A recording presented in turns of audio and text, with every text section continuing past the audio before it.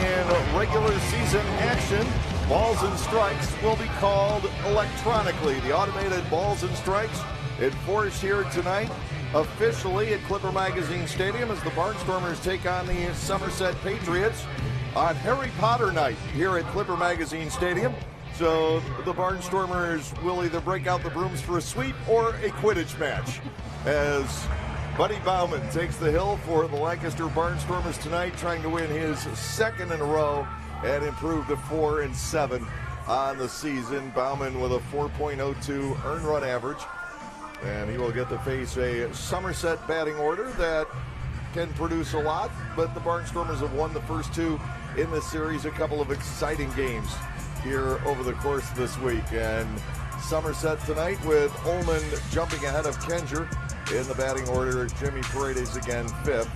We've seen something resembling this lineup, the top six players anyway, throughout this three-game series so far. The story on the Patriots, we'll get to that after we look at the Barnstormers defense, but the Patriots are really thin on the pitching ranks right now. They have had a lot of contracts purchased just in the last week or two. The Barnstormers with Caleb Gindel anchoring the outfield here this evening. We've seen it before, but not all that often. Usually Caleb on one of the corners. Bauman, the 5'10 left-hander from Springfield, Missouri, with his 15th start. He has gone 5 or more innings in all but one of those starts.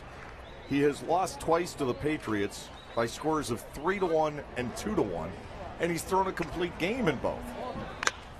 First pitch swinging is Flores. He pops it up. A second baseman going back.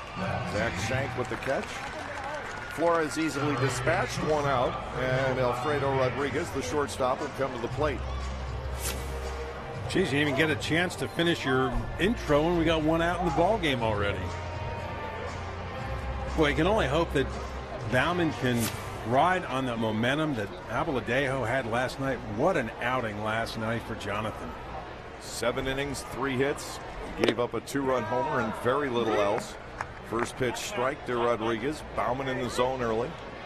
Buddy has walked 31 and struck out 80 in his 85 innings so far this season. Next pitch, and Rodriguez drives this out to left, hit well but playable. Applin is back for the catch, 2 up and 2 down. Designated hitter Michael Ullman will step to the plate. It's so spacious to left field here at Clipper Magazine Stadium that you've got to carry a lot of thunder to be able to get the ball out of this ballpark to left. That ball was hit pretty well by Alfredo Rodriguez, and Applin still had several steps to go even to get to the warning track. Oh, yeah. And no breeze whatsoever tonight. But a lot of sun. Indeed, a lot of sun. No breeze, no clouds. We are under what you would have to believe is quite the dome of high pressure here in midsummer. First pitch just away. But after what we've lived through the last summer and a half, this is very welcome. Strike taken on the inside corner. Bill Worthington is signaling the balls and strikes tonight. He has an earpiece, and the automated system barks into his ear, ball or strike, and he calls it accordingly. If something is outrageous, say for example the ball bouncing up through the strike zone, the tracking system cannot tell the difference, and he has the right to override it, but that's the one case you'll see it. Foul without a play. Ullman batting at a ball and 2 strikes.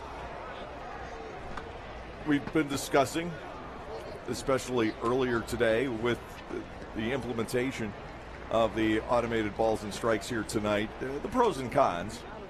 The con obviously is that it takes that so-called human element out of the game, which also might be the biggest pro. This ball is rocked out to right center field deep. Back goes Gindel. Gindel onto the track, reaches out and stabs it in the deepest part of right center field.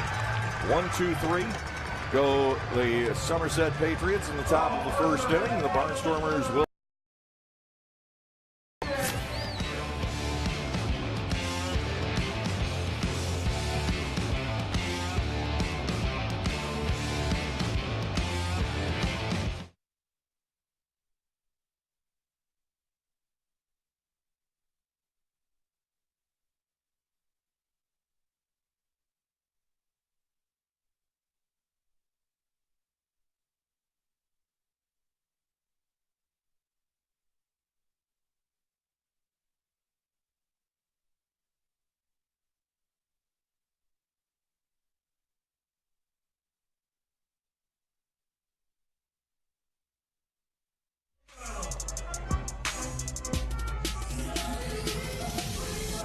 For the Lancaster Barnstormers, of course, the keys to the offense have been the men in the 2 and 3 slots, Caleb Gindel and Joey Trdoslavich. Destin Hood is starting to produce. He's begun to drive in runs.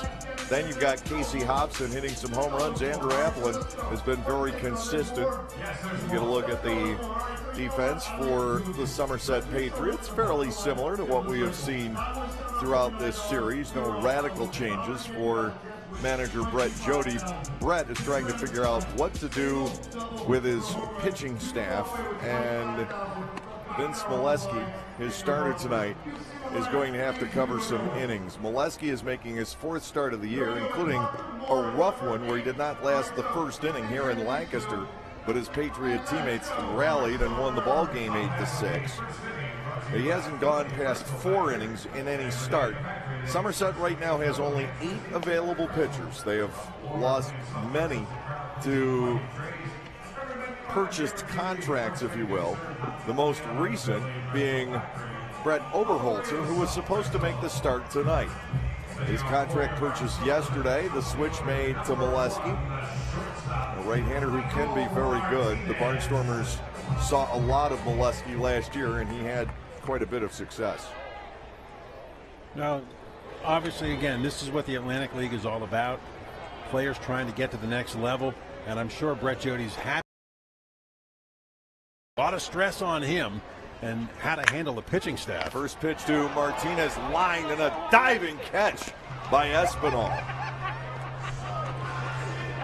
Nice break for Molesky to start the night, and a tough one for Martinez. That is a potential double, and Espinal, guarding the line, goes sprawling to take it away. Did he catch that in the air? Was that a ground ball? I still have not been able to determine that. It may have short hopped him, but right on the bag. Either way, 3 unassisted. Here is Gindel. Nice glove work by Espinal. Ball 1 is high. We gave a demonstration for members of the media today on the automated balls and strikes system, and Gindel threw the demonstration and really liked what he experienced out there. Ball 2 is low, 2 balls and no strikes. David Ruckert caught him. Bill Worthington fulfilled the role of the plate umpire, as he's doing tonight. Well, and then, the approach with Caleb then was, some of the questions were as a batter. And he said, hey, the main thing is we're going to have consistency. At least that's the intent. Because let's face it, one umpire might call a pitch an inch off the plate and still call it a strike. The next guy will pinch it and call it a ball. Well, it's going to be consistent night to night, pitch to pitch, ballpark to ballpark. And that is the plus. Again, the minus is the human element goes away. And how are you going to argue? Caleb Gindel takes a 4-pitch walk. Joe Trdoslavich will come to the plate.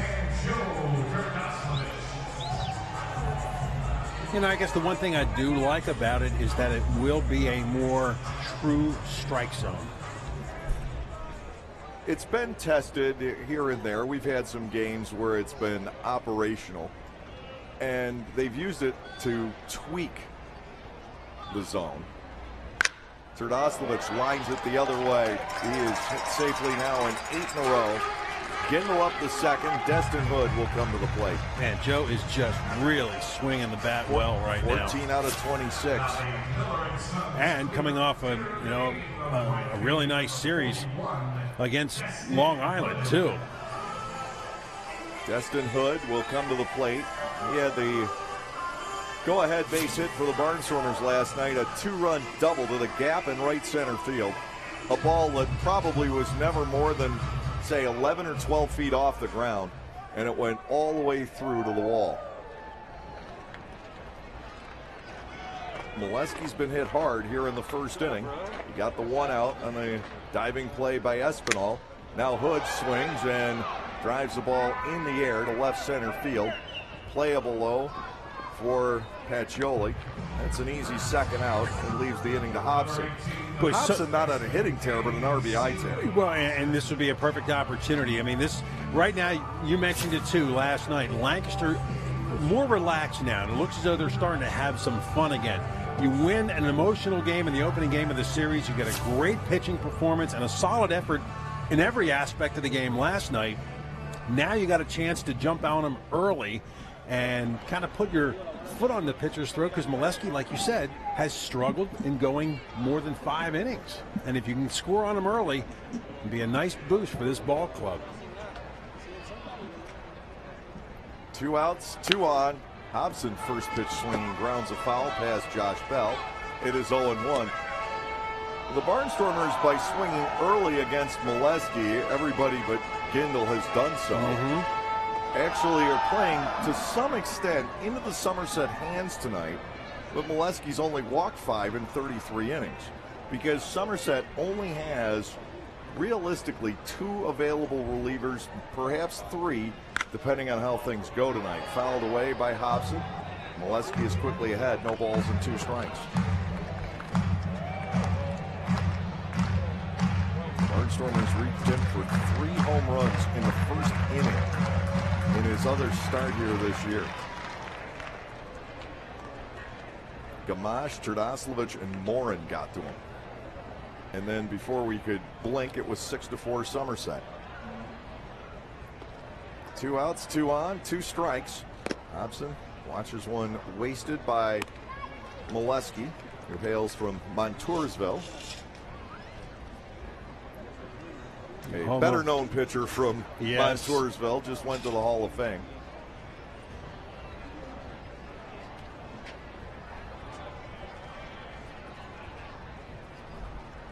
One-two pitch, outside and low. 2 balls and 2 strikes. Well, you got to like that about Molesky, a guy that has got good control, does not walk a lot of batters. You know, the problem is you leave it over the plate, the guy's going to take advantage of it. He's given up more hits than he has innings pitched. Hobson fouls one off. Still 2 balls and 2 strikes. What would happen if one of these foul balls hits the device and shatters it? I would like to believe that it's made of tougher material than that. It is actually a good size. I don't have the measurements. It's a square panel up at the top of the stadium. 2-2 is tight. Full count to Hobson. Gindel and Terdoslavich will be on the move. Worthington has worked with this system maybe more than anyone else has. He's very used to it.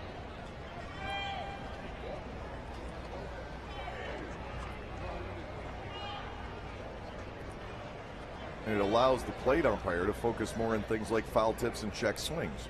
Here's the payoff. Ball 4 is low to Hobson. They're loaded for Applin. Molesky has walked 2 in the inning. The pressure on him starting with very little backup tonight, or the automated ball strike system? I would think the former. Molesky, a guy who doesn't walk many. That one low. Now Applin comes to the plate. His 3rd bases loaded at bat in the series. The other night, he struck out the first time and singled home a couple of runs to tie the game the second time up. 2 outs, bases loaded. He tries to hold on the swing and cannot. It is 0-1. 1 for 4 on the season with the bases loaded. Oh yeah, that's not even questionable. Yeah, I think the agreement is that it's going to take a couple of games to really get an assessment on it. 1-1 the count on Applin. Ross Peoples and Brett Jody both spoke to that. The hitters and the pitchers were going to have to make an adjustment, but it's an adjustment you can make because you're locking in on something that's a constant. 1-1, Applin swings, belts this out to right field. Paredes going back, looking up at the wall. The ball bouncing off the wall. 2 runs will score. On to third goes Hobson. Applin stays at first with a 2-run single. The Barnstormers grab the early 2-0 lead. I lost it. I couldn't tell how high off the wall that went, but irregardless, A big 2-out hit for the Barnstormers and an early 2-0 lead. It looked like it was up a ways. Greg Golson will bat with runners at the corners. Applin now with 11 runs batted in. Ross spoke to it last weekend, how guys beyond Gindel and Terdostovich were going to have to start driving in runs. We've seen it. Hood, Hobson, Applin, and now Golson with an opportunity. Runners at the corners with 2 outs. Lancaster leading by 2, and Greg takes a strike. It is 0-1. Yeah, Applin now with a 6-game hitting streak and 6 runs batted in over that span. So everybody now starting to chip in, and you look at the standings too, and Lancaster's 4.5 games out of first place at 4-8. Still, I don't want to say a lot of time, but they're not out of this by any stretch. What the Barnstormers will have to do, they're 4.5 games behind York. 6 of the last 10 games of this half are against York. But as long as the Barnstormers stay in play, they'll be able to take care of their own business at the end. 0-2 to Golson. Greg swings, lines this toward right center field. That ball is down and headed all the way to the wall. In the score, Hobson. Applin is rounding. Applin is on his way home. Golson doubles in 2, and the Barnstormers have jumped out to a 4-0 lead. Wow, what a start. And Greg Golson has been hitting the ball well lately also. He likes to go to the opposite field quite a bit. Getting this one through the gap. Parker Morin steps in. Morin homered the only time he has faced Molesky here in the Atlantic League. Vince Molesky, for the 2nd time, has started here and given up 4 runs in his first 2/3 of an inning. Golson off second. Morin takes low, ball 1. And depending on how this game progresses, Molesky might have to just stay out there and eat some innings regardless of what happens as far as giving up runs to Lancaster tonight. They've got Luis Cruz and Nate Rowe back. Morin gets underneath, lifting a fly ball shallow left. Flores calling off everyone else to make the catch. Morin's retired. That will end the inning, but a great start for the Barnstormers tonight. 4 runs on the board, 3 hits, with 1 runner left on base. Buddy Bauman staked to more offense than he's accustomed to. Up 4-0 at the end of 1.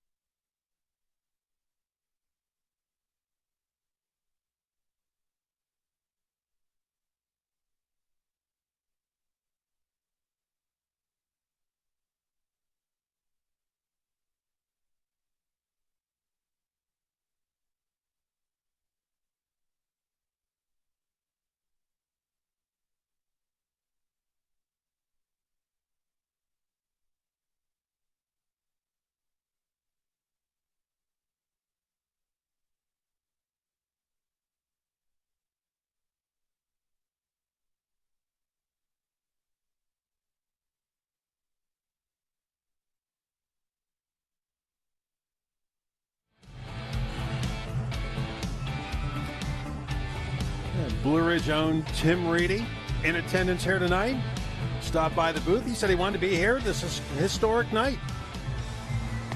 Very much so, and to this point, through an inning anyway, history is on the side of the Lancaster Barnstormers. Buddy Bauman has been given only 3.1 runs per game in his 14 starts, and that is a large chunk of the reason he's only 3-7 coming in. Now, what does he do with the lead? Right. 4-0. It's almost a foreign concept to a guy who, in his 2 other starts against Somerset, has lost 3-1 and 2-1 in pitching complete games. Now, I mean, we hate to sound so repetitive, but now what he needs to do, shut down inning. You got 4 runs to work with. Shut the door here in the 2nd inning. Let that offense get back in and try and tack on more. to Will Kenger, a strike at the knees. It is 0-1. Didn't realize it was Kenger's birthday yesterday. And he hit a home run on his birthday. And got called out twice on strikes. Yeah. That was by Buzz Albert. Yes. Talked to Buzz. He called balls and strikes last night, but had the earpiece, which I think would have to be distracting. Fastball is high, 1-2. Well, yeah. He was making the decisions. Yes. And he said there really weren't many pitches where he disagreed with the system. I think he said like 2 or 3 of them, Yeah. which, over the course of a good ball game, I think is pretty good. 1-2, lash toward the middle. Martinez has it tick off his glove. It'll be in for a base hit. Kenger is aboard to start off the second inning, and Jimmy Paredes will come to the plate. Well, and the thing is, everybody talks about, the batters, the pitchers. I posed the question is, what's the feeling amongst the umpires? And they said, you know what, we're kind of looking forward to this because the fans come out to see the game. You want the people to be entertained, and again, the word consistency as far as the strike zone is concerned. He thinks it's going to be a plus. Infield will set double play depth. The leadoff man is on for the Patriots. First pitch, a called strike on Paredes.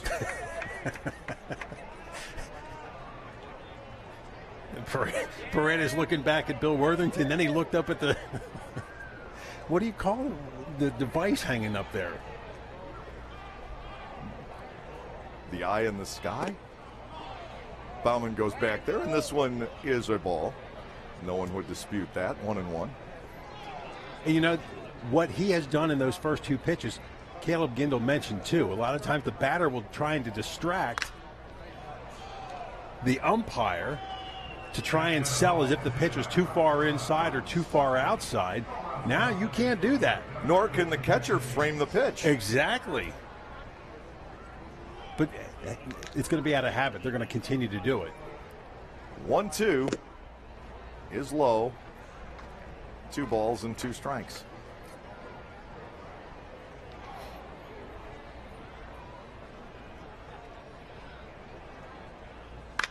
Baumann's offering, hit in the air, shallow right. Shank is back. Zach with his second put out on a pop-up so far tonight. It'll bring on Espinal, who's already contributed a great defensive play. I don't think Jimmy Paredes is a fan of the ABS right now.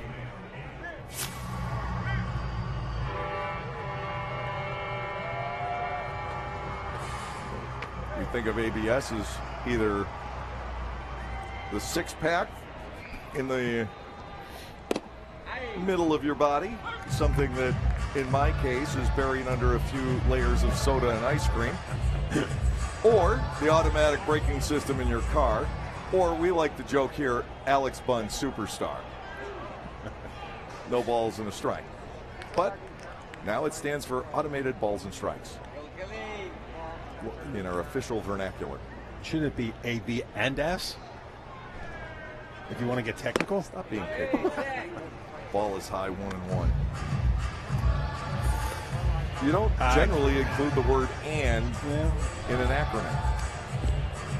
Sometimes you do. PB and J. True. So maybe A, B, and S would be more appropriate. Going along with the PB and J line. In the air, right field. Racing over is Hood. The ball fouling out of play. Espinal loves to go to right field, especially in this ballpark. 1-2. We will miss Edwin Espinal. I don't believe we have Somerset in here anymore this year on our Blue Ridge games. We've had a lot of fun with Edwin, and hopefully he's had fun with us. Grounded foul. Oh, man. Juice Gums points for Glenn Barker. He may be taking over the lead. That's a couple of great plays he's made over there in this series. Wow, he snagged one last night from the dugout. Look at that. Now, all he needed to do was flip it behind his back. Got style 1-2. points. Foul back. Yeah, I mean, we're to the point now in the season, we're on to the second page of the schedule, which means We're down to 2, 4, 5 more telecasts after tonight. Man, these seasons just go by fast. This one especially has. 1-2. Espinal. It's it in the air, center field. Racing in is Gindel. He can pull up and make the catch. All 5 outs for Buddy Bauman have been in the air. Last night, Abeladeo largely getting ground balls out of the Patriots. 2 are gone, and here is Yovan Gonzalez, the catcher. Well, I tell you what, early on, Caleb getting a lot of sprints in here. Had to go back on one back in the first inning. Had to come in on this one. Not the speed of Darian Sanford, but I tell you what, he gets still good reads. covers. Yes. Caleb is a very instinctive outfielder.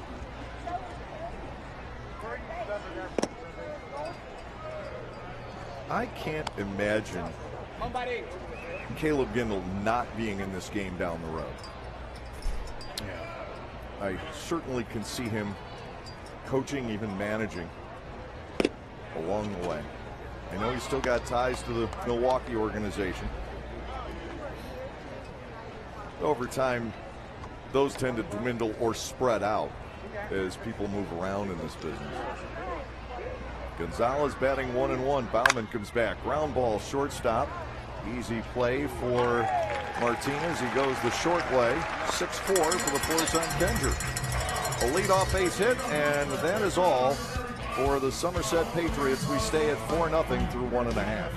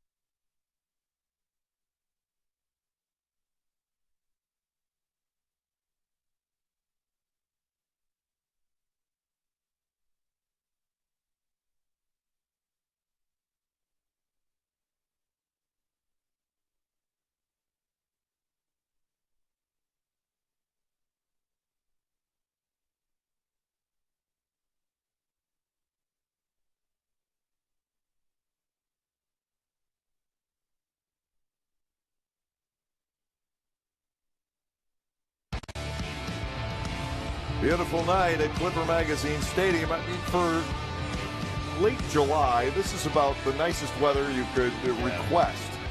The heat of the weekend past is gone. The humidity certainly is gone. It wouldn't be terrible up here to have a cloud or two float by. Otherwise, by the end of the night, I am confessing to being Jack the Ripper. Well, and it was good working with you because they're going to take you away. For study. I've gotten away with it for what, about 130 years. It's remarkable. Shank leading off, and the pitch is upstairs. Ball 1 and no strikes. It's not inconceivable that I could have been related to Jack the Ripper, though, because my ancestry, part of it from Britain, London. Okay. Ball 1-0. Breaking ball to the outer edge. It's 1-1. Never really had the desire to slice people up. So you've gone back on your family heritage? I just know that I had a great grandmother from Britain.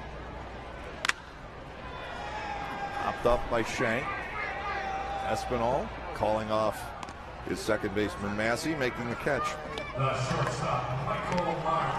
he has 2 unassisted putouts, including one the last time up on Michael Martinez. The Barnstormers got off to a tremendous start against Molesky, and imagine what that first inning would have been like if the ball hit by Martinez had gotten through and then everything else had developed as it did. 1 out. Martinez stands in. Molesky Deals him a breaking ball for a called strike. It is 0-1. We're sitting back here, and when you sit in a booth enough and you're used to watching games from in here, you have a pretty good idea what's a ball and what's a strike, and certainly no disputes on our end of this point. Nope. Fly ball to left center field. Pacioli to his right for the catch. 2 up, 2 down. And after just 5 pitches thrown by Vince Molesky this inning, Caleb Gindel will step to the plate. Gindel, a 4-pitch walk in the first inning. His 6th walk of this series. And he scored the first of the 4 runs for the Barnstormers in the bottom half of inning 1.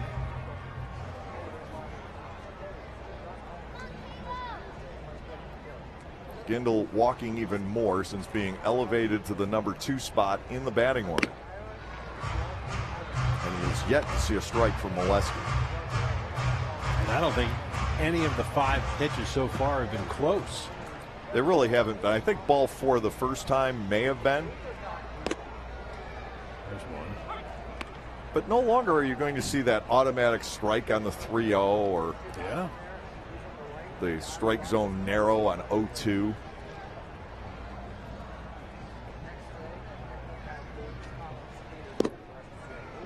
Cross for a second strike to Caleb. Molesky ahead at 1-2. The interesting thing is that the entire ball has to be in that zone on a high pitch. On a high pitch, but I think where else it just has to graze it. Yes, which is great because then the pitcher can paint the inside or outside portion of the plate.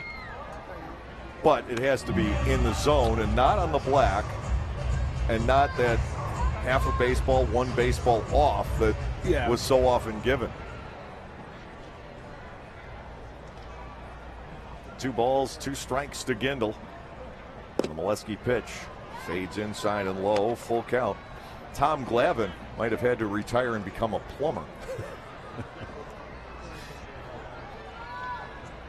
Maybe a house painter. He got so many calls just off the corners because he was so precise with his stuff. Chopper on the right side. The first baseman Espinal fires, and they cut down Gindel. Molesky got there to cover, but it was a race at the end.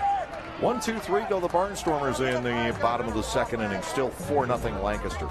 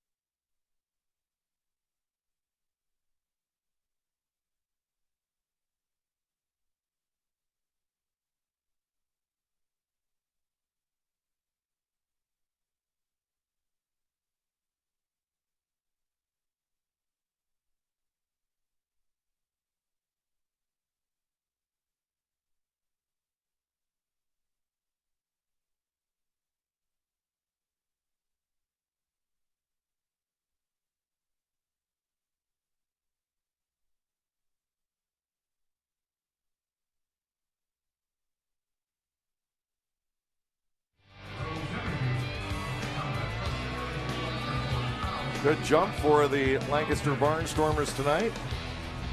Everybody letting the world know where they are on July 25th, 2019, a part of baseball history. The first night officially in the regular season play of automated balls and strikes. Fly ball out to right, should be easy for Hood, it is. Pacioli is retired, and there's 1 down. Yeah, you got a big weekend series coming up this weekend with the Southern Maryland Blue Crabs. And, you know, obviously Lancaster has their, eyes set on York. But first things first, surpass Sugar Land and shoot for Southern Maryland. And Southern Maryland swept the Barnstormers at Regency Furniture Stadium a couple of weekends ago to start the second half. The Barnstormers need to catch up in that second half series. against the Blue Crabs, and when they meet again, it will be back down in Charles County. A 4-game series the final week of the season. 1-0 on Craig Massey. Bauman misses again for ball 2.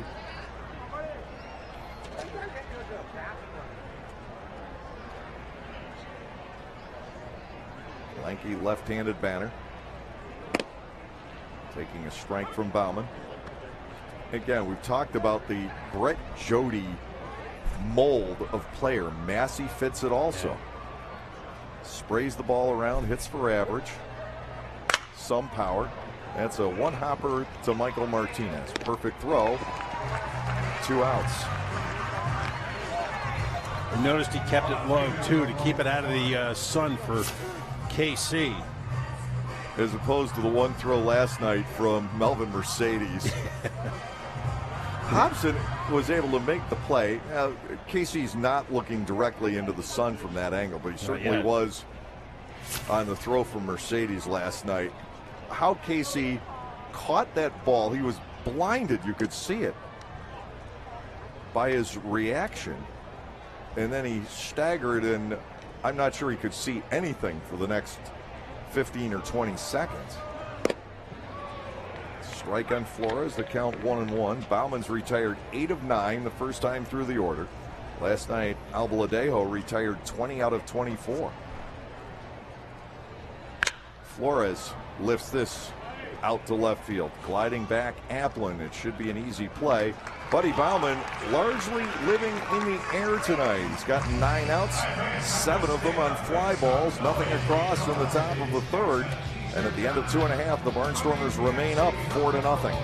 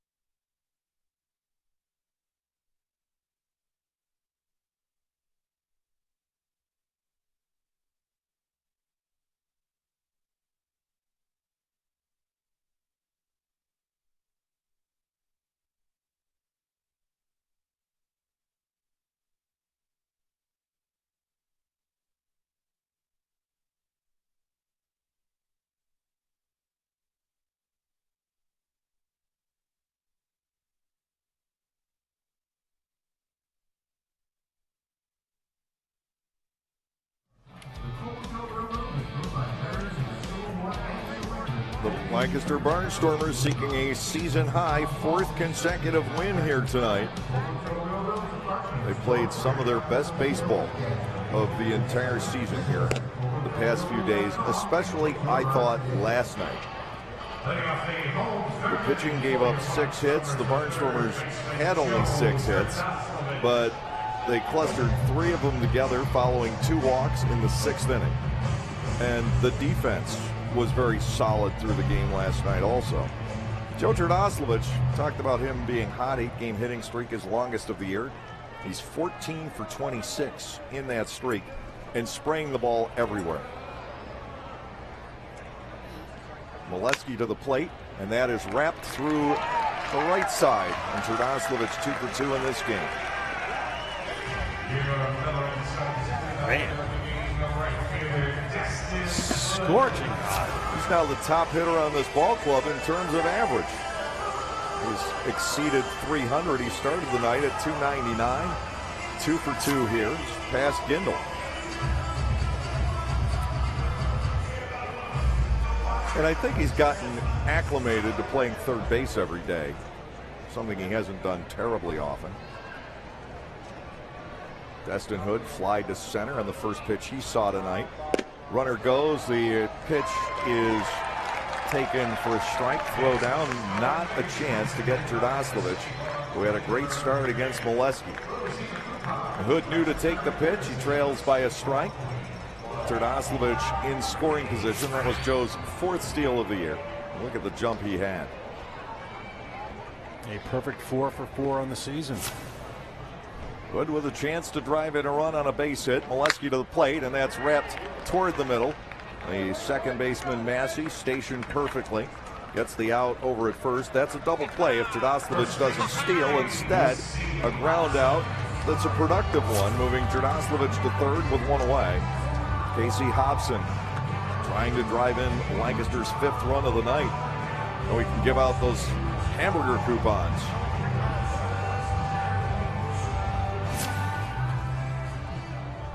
That's always a good sign. A walk and a run scored for KC. The infield will play tight for Somerset. Breaking ball is good. A strike taken. Andrew Applin, who started to get on an RBI tear as well, waits on deck. Two chances to drive in Trdoslavich, but Hobson has the easier one. Foul ball back. Molesky has him at 0-2. But he had him 0-2 last time. He did.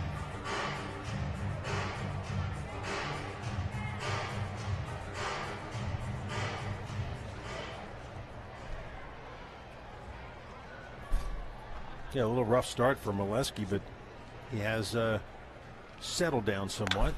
Hobson pulls that down the right side foul. Still nothing in two. But outside of the two walks in the first inning, the Barnstormers are swinging so aggressively against him that his pitch count remains low, and that's going to keep him in the ball game for a while. Bauman's only thrown 34 through 3 innings. At the moment, Molesky at 39.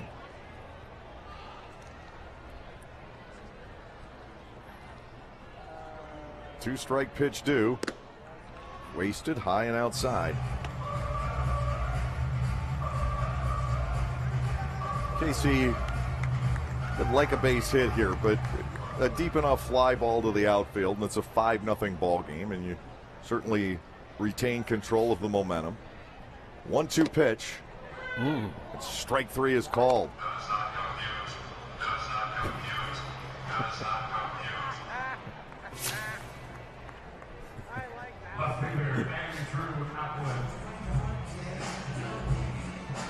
It got part of the strike zone.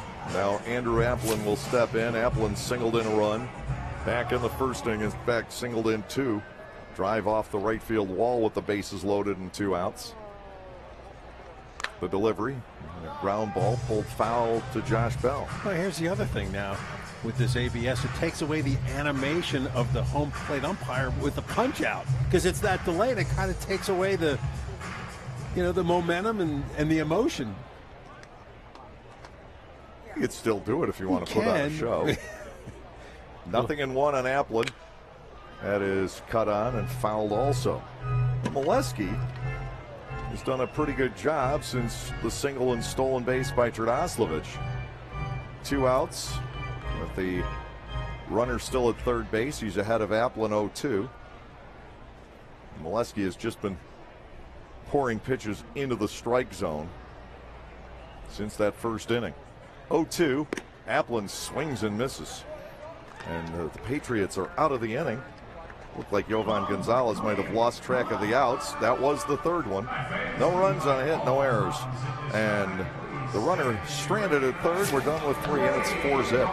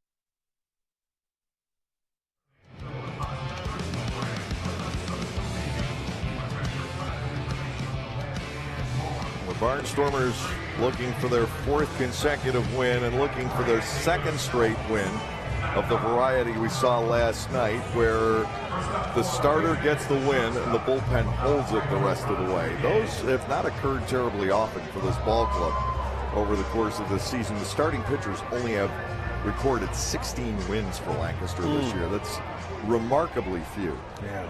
Alfredo Rodriguez to start the 4th inning. Baumann to the plate, and it's a strike.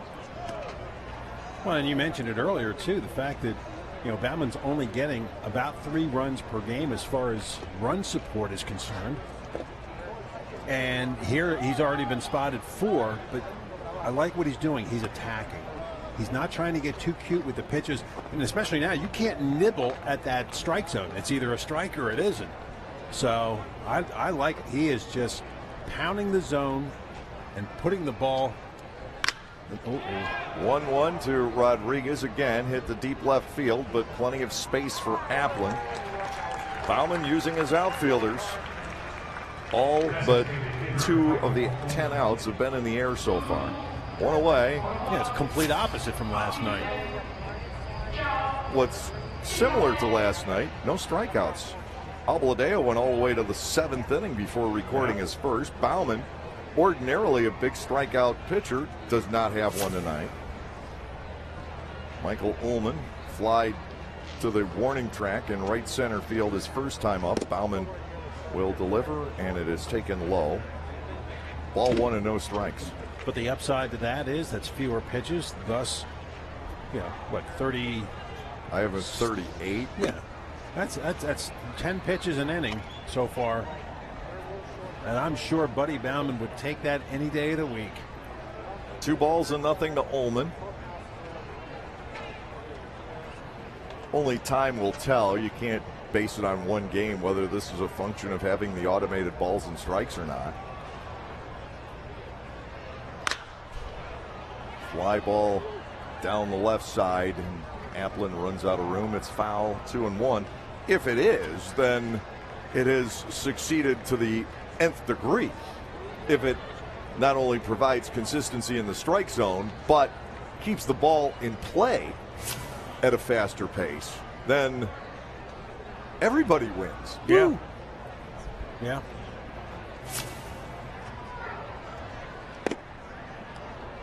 3-1 now. And obviously some intrigue on part of the fans. They want to see what this is all about. And you know what? If you get a game that is nice pitch, full count coming up. You get a game that you get so wrapped up in it, you might not even think that it's even in existence. If we hadn't told everybody, you wouldn't really know. Left center field, Gindel getting after it, Applin getting after it. It'll be Caleb Gindel with the catch. Ullman has a good 700 feet of fly ball tonight. He's 0 for 2. That'll bring on Will Kenger. Kenger has the only hit, the only base runner so far against Baumann. Ground ball up the middle. It came off the glove of Michael Martinez. It would have been an exceptional play if Michael had been able to convert it. Baumann has gotten 11 out of 12. Not sure it's a night where the ball's going to carry all of that well. Ground ball by Kenger. Right there is Shank. And he keeps the throw low for Casey's benefit. A 1-2-3 inning on just 10 pitches for Baumann. Somerset goes down quickly in the top of the 4th, and the 4-0 lead holds.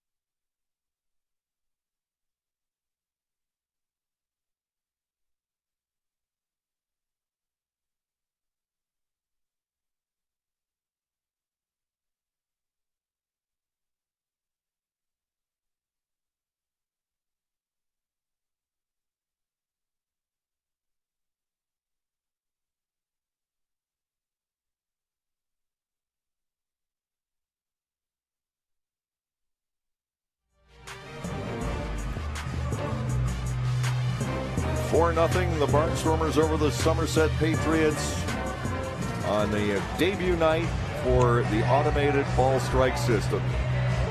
A lot has changed in the Atlantic League this season, and only time will tell what is adopted baseball-wide and how much a role the Atlantic League will have played in altering the future of the game. And of course it would be altering it for the better ultimately. They'll use what we've experienced this year in the Atlantic League to determine what's going to benefit baseball in the long run and what may not work. Inside and high to Golson, ball 1 and no strikes, but already some of the pace of play rules adopted a few years ago have had an effect on Major League Baseball, like limiting the number of mound appearances, for example. We've already had an effect, and I think that eventually there will be more. Ball 2 is inside, 2-0. Now, did you say the earpiece that Bill Worthington is wearing is headed to Cooperstown?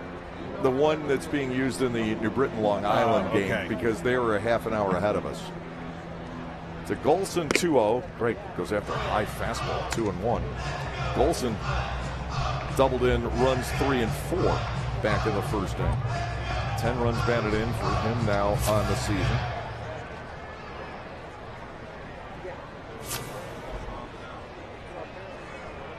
Leadoff batter here in the home fourth. Molesky delivers, and Golson again goes the opposite way. Chasing it is Paredes, and it's going to fall in front of him. Greg Golson with his second opposite field hit of the night. Poor Paredes, because the last time he had to chase one into the gap in right center field. He cheats that way. Now Golson dumps one short and toward the line. Just got enough of it to flare it out there, and Jimmy almost got to it.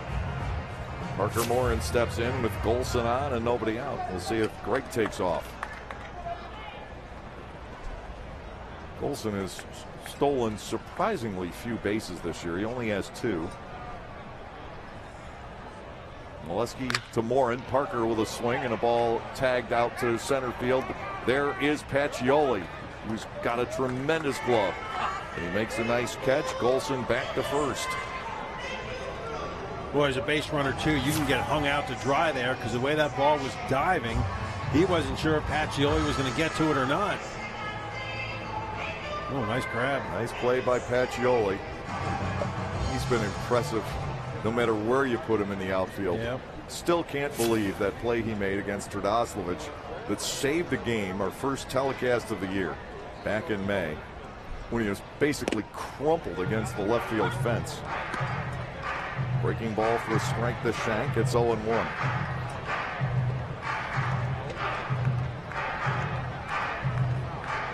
Yeah, that was a scary play. He was on the injured list for a couple of weeks afterwards. I thought it might have been worse. Shank goes after the 0-1 and fouls it off.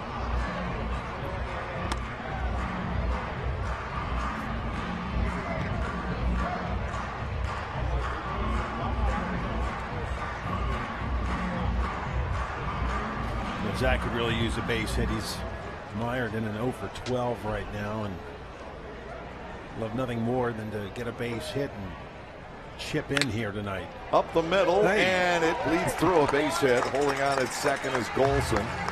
The Barnstormers with 2 runners on for Michael Martinez. Michael 0 for 2 in the contest. 6 hits for the Barnstormers. Golson owns the only one for extra bases. It's a second ball tonight. Kencher's the other that almost played croquet through the pink wickets out behind the pitcher's mound. We remain the only ballpark that uses those. It was supposed to be part of the no shift rule to delineate up the middle. Sugarland draws a chalk line. We're the only team that uses the bristles out there. Martinez gets hit, and the bases will be loaded for Gindel. That got him in the hammy. Breaking ball, but it got him squarely. There was no glancing blow.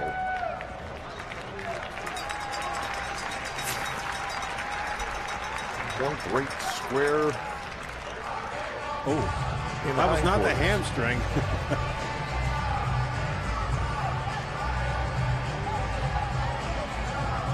He got it right in the nether zone. Might not be able to sit down for the rest of the night. Bases loaded for Gindl, who has walked and grounded out. Caleb Gindl, a very dangerous man to encounter in this situation. And this is the perfect opportunity now with the big boppers coming up for Lancaster to take advantage. Blow it open. Bases loaded, one out, and to Gindl. It's a strike at the top of the zone. 0-1. A walk and a ground out for Caleb so far. Gindl 2 for 4 with the bases loaded on the year, but 408 with runners in scoring position. Golson at third, Shank at second, Martinez the runner at first. One strike pitch coming from Molesky, and it's chopped to the shortstop, takes a big hop out at second. The relay throw is not in time, and a run will score. The ball took the nice high hop for Rodriguez, but at the same time, it slowed the play down.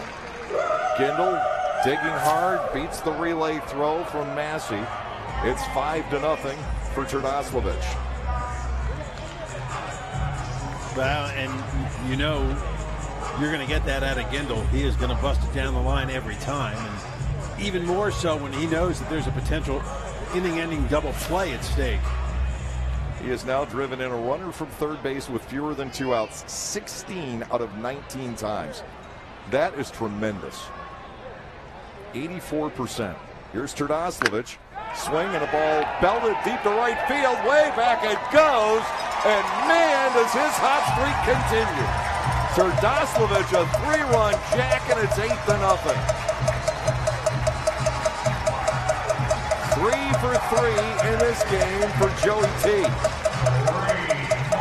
Running out of adjectives as to describe just how hot this guy is. My goodness. His second home run against Molesky this season, and overall his 14th to tie him with Hobson for the team lead. One bounce off the top of the 10th. 2 outs in the inning, nobody on base. Here's Destin Hood taking one low. Ball 1, no strikes. The Barnstormers with one of the biggest leads this season, 8-0. And a Hood line drive into left field and a base hit. There's nobody warming up in the Somerset bullpen. And, well, Somerset has been so successful, and they've taken the Barnstormers to the woodshed so many times over the years. It's tough to feel sorry for the Patriots right now, but in a sense, I do, because Brett Jody just doesn't have many options. Yeah. Molesky's a spot starter tonight, and he can't really rescue him. He's so limited on arms out there. Pitch to Hobson, a swing and a miss. It is 0-1. But Lancaster's been in that same boat too. You know, I'm sure every team in the Atlantic League has felt this kind of pain at some point. High Point excluded, of course.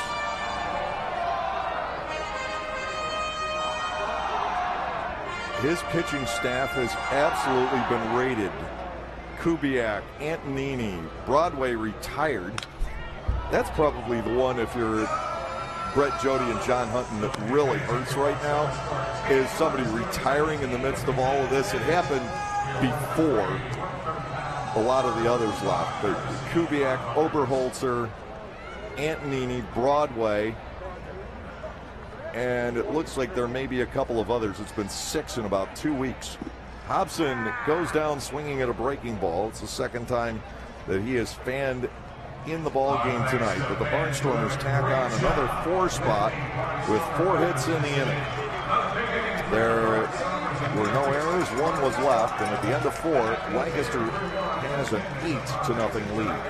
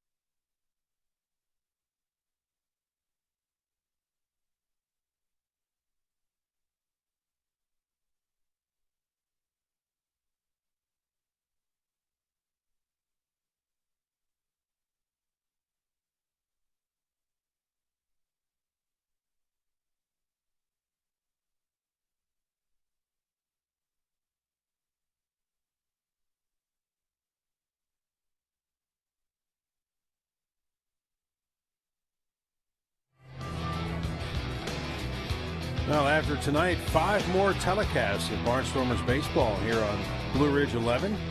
It'll continue on Sunday afternoon when the Barnstormers host the Southern Maryland Blue Crabs.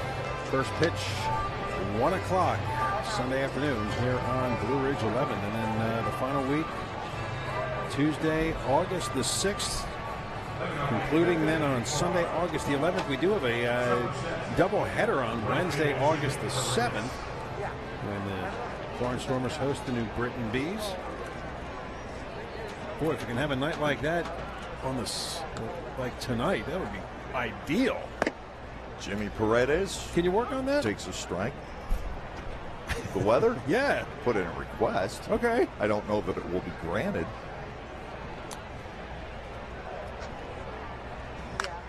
Foul ball to the net. Paredes down 0-2. Jimmy Paredes is the only batter we have seen tonight having an issue with the automated ball strike system. Yeah, it was funny. He first looked back at Bill Worthington, then looked up at the. Oh, watch out. Lined onto the hillside. That's the kind of hooking line drive that can be especially dangerous. And it's why teams around baseball are extending the net a little more. Yep. And I know a lot of fans don't like the idea of sitting behind the net. Trust me, as somebody who's done thousands of games looking through a net, you don't even see it anymore, really. The 0-2. In on the hands and foul back.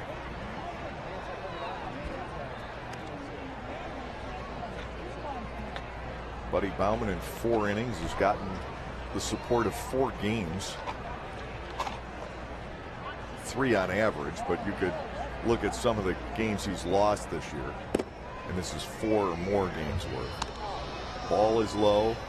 It is 1-2. Baumann was involved. He had a no decision in a ball game. The Barnstormers lost 1-0 against Sugar Land back here on May 7th. There's a grounder to the third, and is handled by Terdoslavich. The throw is good. Paredes is retired. That's 10 in a row. Set down by Baumann. Edwin Espinal will come to the plate.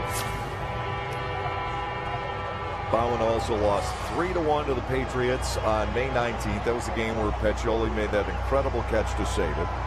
3-2 to Southern Maryland. 4-3 to York. He went the distance in that one. 2-1 to Somerset. Well, you get the idea. First pitch, right.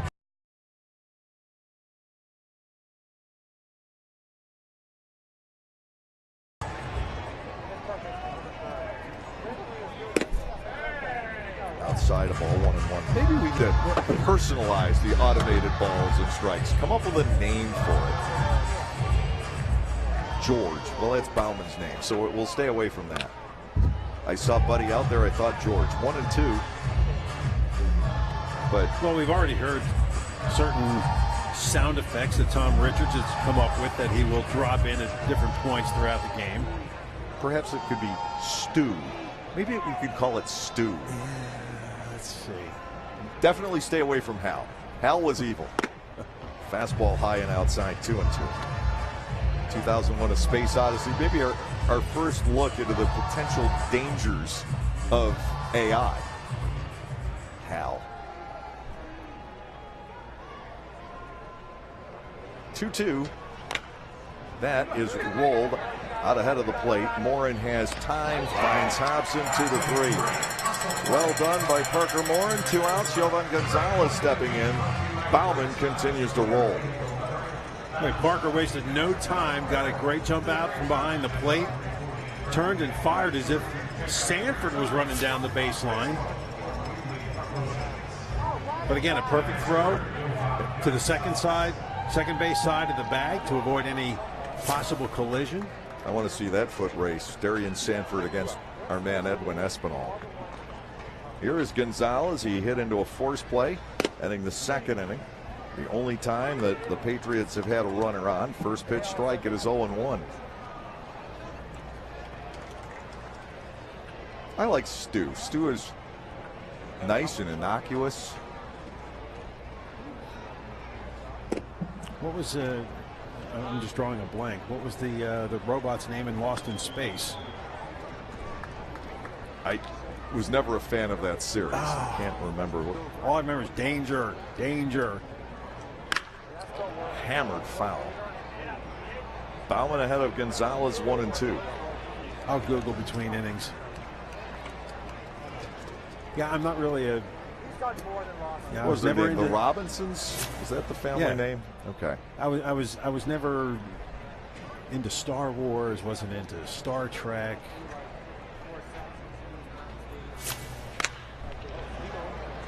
In the air to the right side. Giving chase into the corner is Hood, but it's a foul ball. Still 1-2 on Yovan Gonzalez. I liked the Star Trek movies, of that entire space fantasy genre. I liked the Star Trek movies, especially the one that was humorous. That took place, I think, in San Francisco with the whales. And I can't remember a whole lot about it. It was so long ago. But it was all done tongue-in-cheek with William Shatner and Leonard Nimoy and the rest of the cast. 2-2. Swing and a miss. The first strikeout for Baumann of the night. He retires the side in order. He has gotten 12 consecutive Patriots batters. We're halfway through regulation. Lancaster up by 8.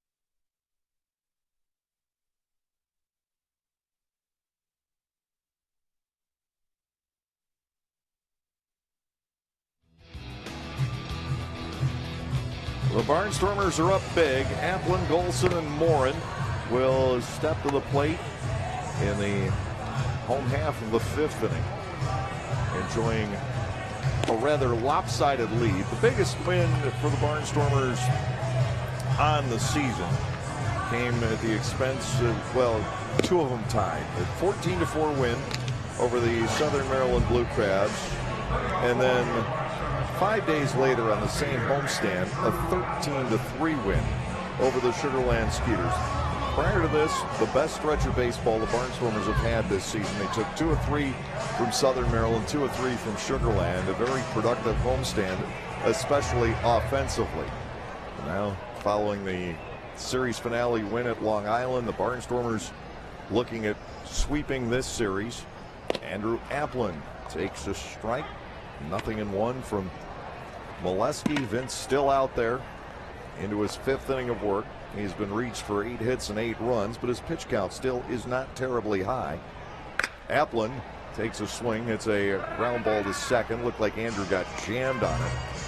Short throw for Massey, 1 out. Golson stepping in. Greg's 2 for 2.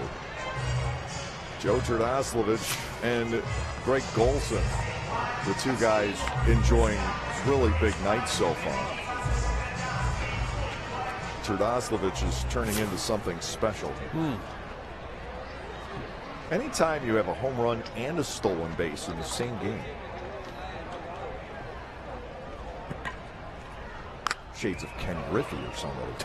Foul ball back by Golson. It's 0-1. More junior than senior, but senior could do it too.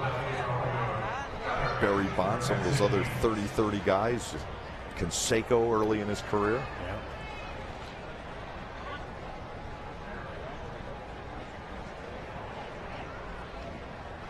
Golson, ground ball left side, and he's 3 for 3.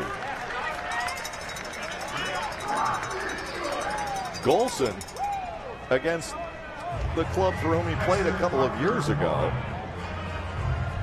Is 4 out of 6 in this series, but he was also 3 for 4 in the win on Sunday. Greg certainly participating in this hot streak, very much so. Now, there were a lot of right-handed hitting outfielders available when Ross decided to bring Greg back here, and he had some options. But Golson, a part of the 2014 championship team, he started slowly, but Greg has really picked up the pace. Average up into the 280s now. Swing and a miss by Moore and a breaking ball. Well, we've said it before. Hitting is contagious. You know, and one guy starts to hit, and then the next guy does, and that's how you put together, you know, winning streaks. Well, if hitting is contagious, Golson and Terdoslavich shared a water glass earlier today. 0-2. Whatever's been in the water for Joe T, boy, just keep drinking it. Man, oh days, the guy is just on a tear right now. Morin 0-2. He's hit the ball fairly well both times. Here, a ground ball left side. That is played by the third baseman, Kenger, out at second. Massey relays to Espinal, and a double play. Closes out the inning, 5-4-3. No runs on a hit, no errors, nobody left. We're done with 5 at Clipper Magazine Stadium. Lancaster leading 8-0.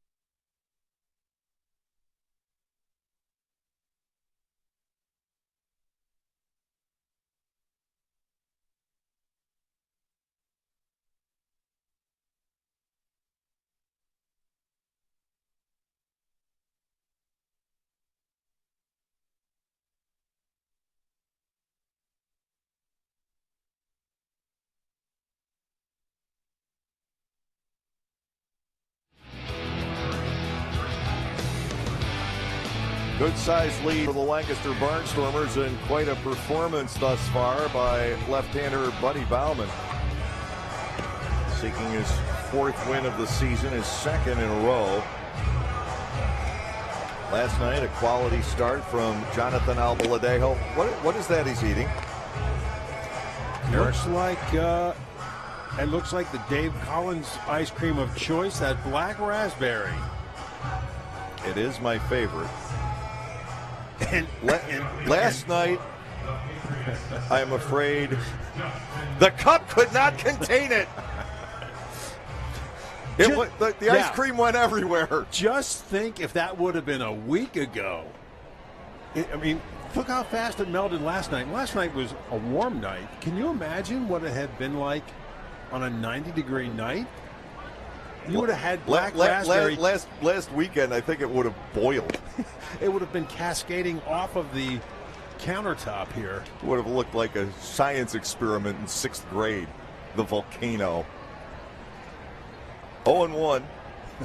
Pacioli takes his 2nd strike over at the knees.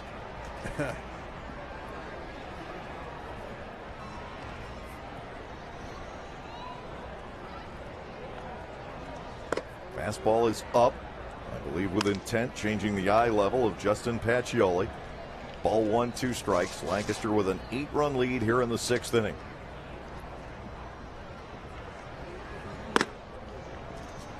I think we got it early in an inning, and by the time the inning was over, it had already started to spill over the sides of the cup a little bit. I tried to swing the spoon around and rescue it, but it just didn't work.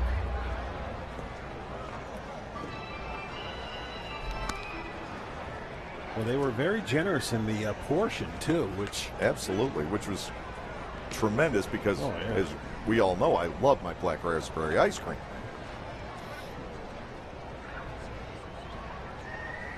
Two-two. Foul to the right side. Pacioli making Bauman work here at the outset of the 6th inning. I tell you what, this internet is something else. I Googled Lost in Space. All it says is robot. I thought for sure the robot had a name in the show. I'll have to dig a little deeper. Fouled. Still 2-2. But here's an interesting thing. It has the cast of Lost in Space. Angela Cartwright played Penny Robinson. Angela Cartwright was also the voice of Lisa Simpson. Yes, and in the Danny Thomas show, as I remember correctly. Wasn't she the daughter in the Danny Thomas show? June Lockhart. Yes. Yeah, she had done Lassie. Yep. We're dating ourselves. You realize that? Now, I remember the Danny Thomas show. I didn't watch it. Make Room for Daddy was the technical name of it. I'm, 3 years older than you. I think I caught the tail end of that show. There is strike 3 call.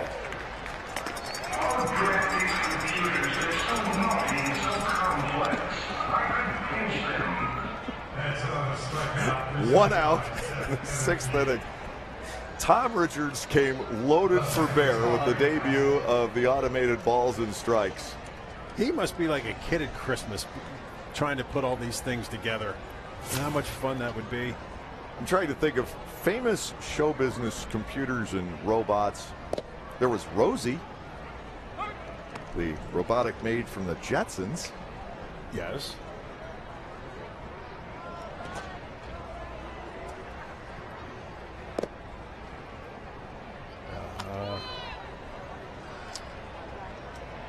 And I remember in Airplane 2, the autopilot took over. Wow. Along with the Mad Bomber Sonny Bono. Buddy just rearing back and letting it rip.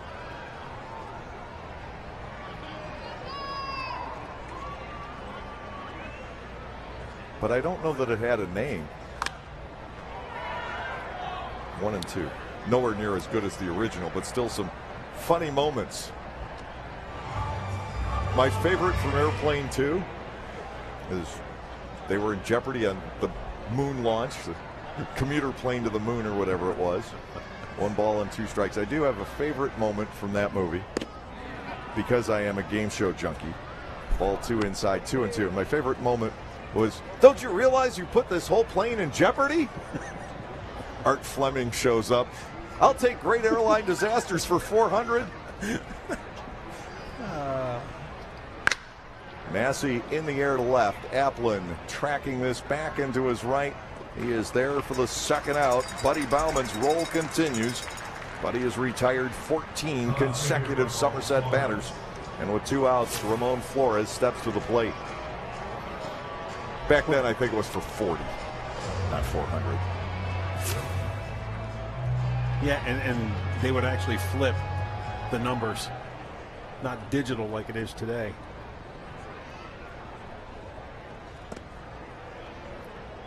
Into the dirt for a ball, 1-0 on Ramon Flores.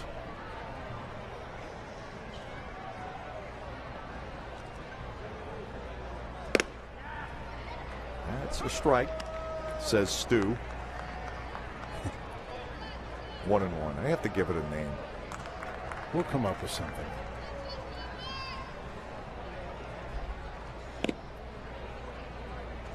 Good for a 2nd strike. Bauman in charge at 1 and 2. This has been an impressive performance by the former San Diego Padre. 1-2. Ball 2 is inside and low. Buddy throwing a game that you often see from a Somerset left-hander. They've had so many good ones over the years. 2-2 pitch. He got him, a swing and a miss. Bauman fans his 3rd. Nothing doing at all here in the top of the 6th inning. Lancaster and Buddy Bauman still in charge at 8-0.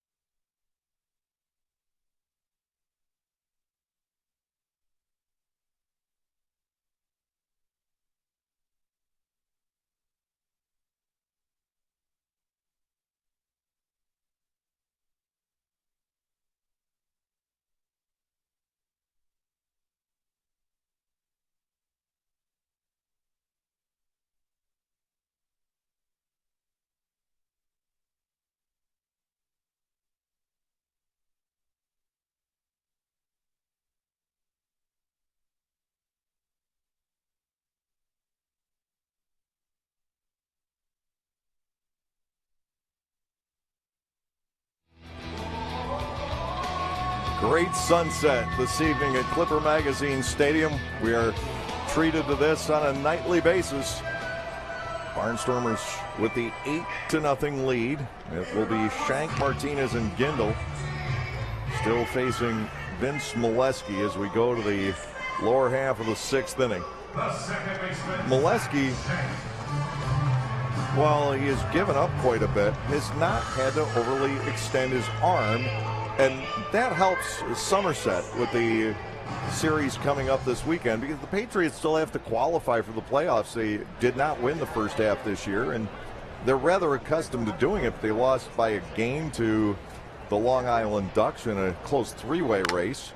First pitch swinging is Shank, and he lifts this over the infield foul territory. Kendra, the third baseman, with the call and the catch. Zach Shank retired, 1 out on 1 pitch. Michael Martinez will come to the plate. But the Patriots will head on for the weekend. And they need to start picking up some wins, although the Liberty division in the second half is a train wreck. Starting tonight, all 4 teams within a half a game. Low to Martinez. Actually, it's a 4-way tie, except based on percentage points. Yeah, High Point at 6-8 with a .429 percentage. Everybody else at .417. Inside to Martinez, it is 2-0. Well, and you look at Somerset, and they had chances. Since June the 26th, they've had 12 losses. All 12 were by 3 runs or less, and they're 0-6 in 1-run games. You win a couple of those, maybe they win that first half division. Big series coming up for them. They've got Long Island on tap. So that's why Brett Jody is more inclined, because that's a divisional series. I think he was more inclined, especially after the start this game took, to let this one go. And let Molesky stay out there as long as he can and save the rest of his staff. Well, and hats off to Molesky too. He's given up 8 runs, but he's taking one for the team. He realizes what's at stake. The third walk he has given up. Molesky's given up 8 runs tonight, 9 hits. He's walked 3, hit a batter. It hasn't necessarily been that ugly. No. This is not what we saw Lucas Irvin have to endure a month and a half ago for Sugarland when he walked 9 batters in 3 innings of relief and threw 92 pitches. So here is Gindel. Caleb going the other way with a foul fly ball, and that carries well off the playing surface. 0 for 2 for Caleb tonight, but he's scored 2 and driven in 1.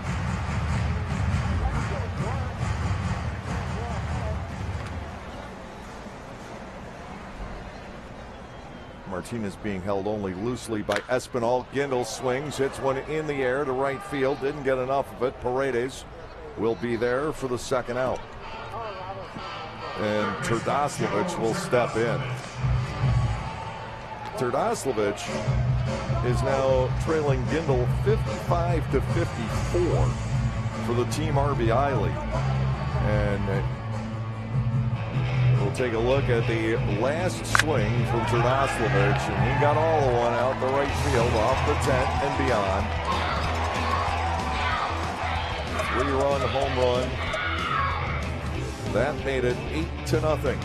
Meanwhile, the lifeline is being thrown by Brett Jody. He comes out to rescue Molesky after 5 2/3 innings.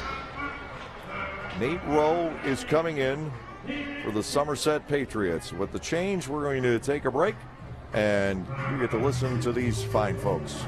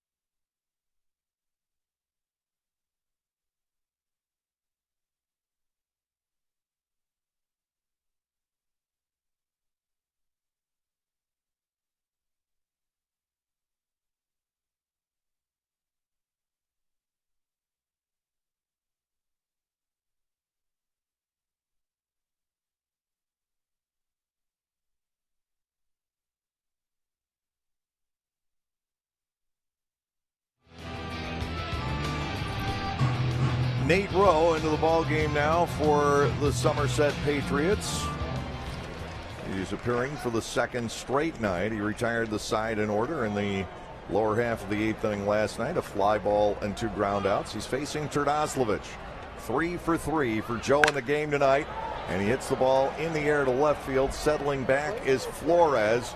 An out, but by no means a quiet one for Terdoslavich here in the 6th inning. No runs, no hits, no errors, and the Barnstormers strand 1.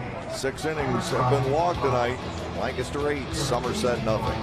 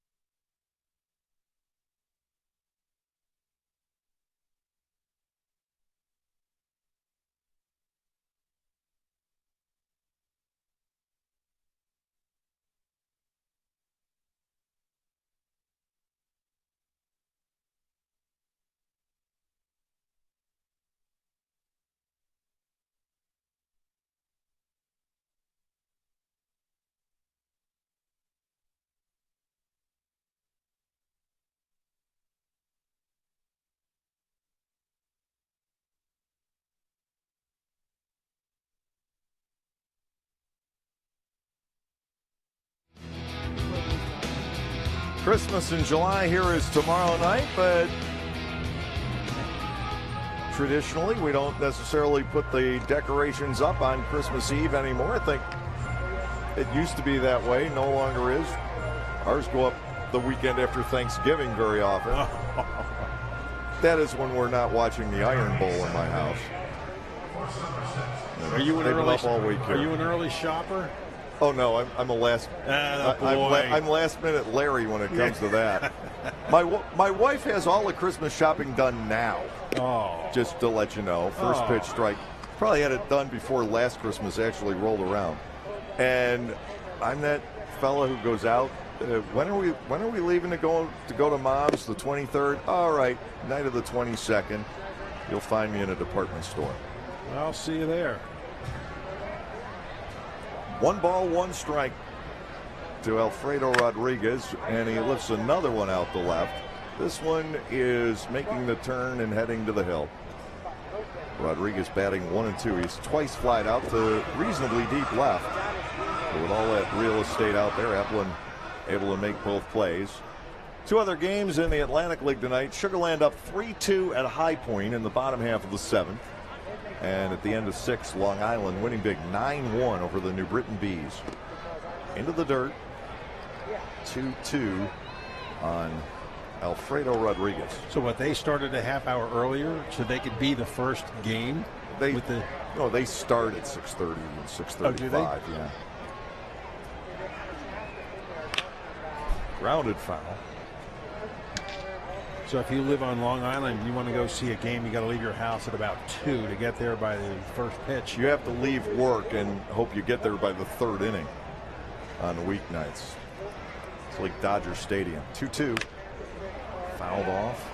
And you see that quite a bit at Long Island. They do extremely well. They're usually top 1 or 2 in the league in attendance. For the longest time, they were number 1, and they sold out virtually every night. But the crowds tend to arrive a bit late. Here's a 2-2. Rodriguez stays alive. Pitch number 8 of the at-bat coming up against Bauman, who through 6 innings had only thrown 80 pitches or so. It's 8-0, and Rodriguez putting up a fight like this. That is ball 3. When Bill Worthington stood up, I thought he was going to. Oh, that's low. It was low. Yep. Looked good from here. I thought I was going to have words with Stu. Ball 4 is outside. Leadoff man is on in the 7th inning. Michael Holman, the designated hitter, will come to the plate. But Stu was right and I was wrong.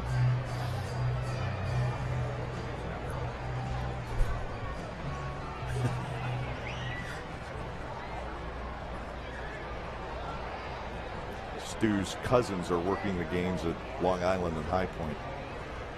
Runner on, nobody out. Baumann to the plate. And that one zeroes in on Ullman's strike zone. It is 0-1. The whole concept is fascinating, certainly revolutionary. It's been talked about for so long now that eventually the technology would take over calling balls and strikes, and it is here. Yeah. All the futuristic projections have arrived. Still waiting for my jetpack, though. 1-1. Driven to center field. Hustling in is Gindl. He's there. 1 out. Ullman has tattooed 3 in a row, and Gindl's glove has found all 3. And again, another good jump by Caleb, because that ball was really starting to sink. But like you said, he gets a good read off the bat, and you get that first step, makes a huge difference. 1 out, and Kenger steps in. He has the only hit for the Patriots in the game. Grounded out, 4-3, back in the 4th inning. Baumann goes to work on Kenger, and the first pitch is a ball, 1-0. Lanky Will Kenger. This guy gets knocked over in a gust of wind, you would think. Ground ball, second base. Handled by Shank. Martinez back to Hobson, and the double play. 4-6-3. Quickly out of the 7th inning, surviving the leadoff walk as Baumann. Nobody left. We're at the stretch. Lancaster leading by 8.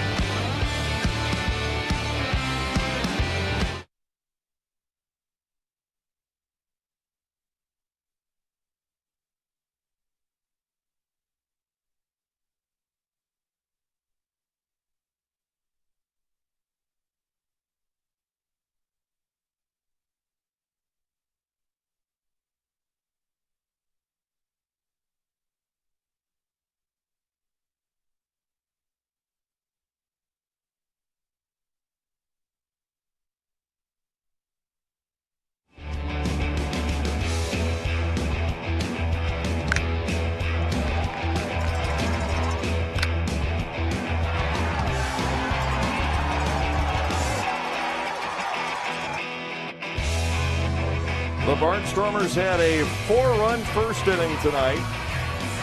Meanwhile, Buddy Baumann has been in charge the entire game, and Lancaster decided to add some more, but not until Joe Trdoslavich launched that, his 3rd hit of the game. A 3-run home run off of starter Vince Molesky. Lancaster ahead by the 8-0 score. We go to the bottom half of the 7th inning. Nate Rowe facing Destin Hood, Casey Hobson, and Andrew Applin. Kyle Davies making the start for the Barnstormers tomorrow night. We do not, as of yet, have the starting rotation for the Southern Maryland Blue Crabs, but I wouldn't mind if it were Daryl Thompson going tomorrow, but I don't think his turn would come up until maybe Sunday. I think he has pitched during their series this week. But that would be three nights in a row you'd see quality pitching. I mean, what Abaladejo did last night, the way Baumann's pitching tonight, and of course when you get Davies and Thompson together, which we witnessed, you're going to get great outings. Hood's 1 for 3. Breaking ball stayed inside. Stu didn't like it. It's 1-0. I hear Stu, all I can think is Stewie and Family Guy.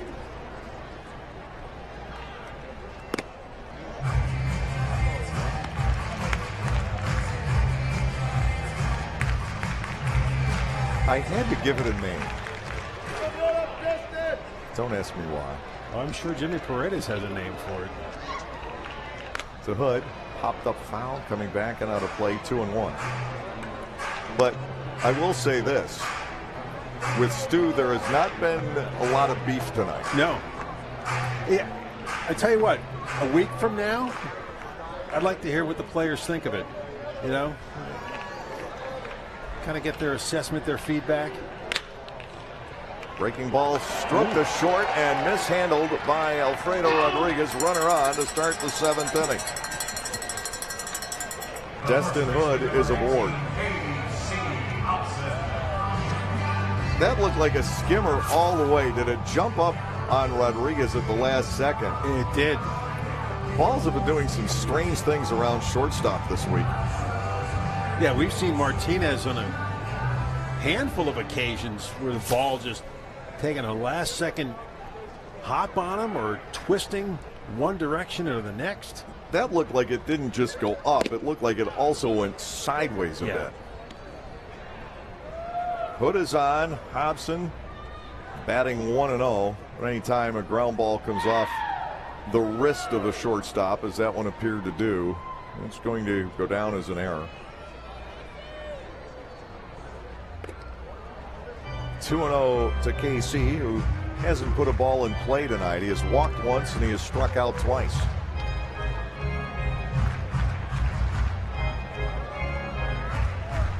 Nine ribbies in the last 8 games, or his last 8 games coming in here.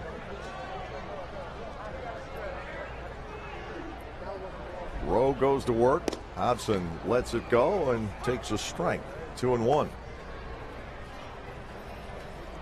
Right, and you had mentioned he hasn't really gone on a tear as far as hitting, but he's driving in runs, and that's what you need. Guy that will consistently drive in runs when you need them.